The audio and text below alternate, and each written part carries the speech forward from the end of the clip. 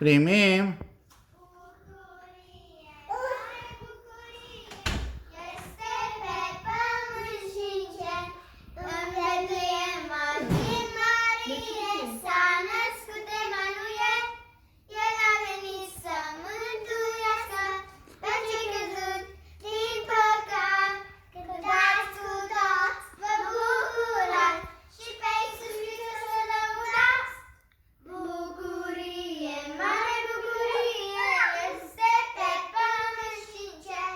În Betlehem, din mărire, s-a născut Emanuel. Să cânte azi într-o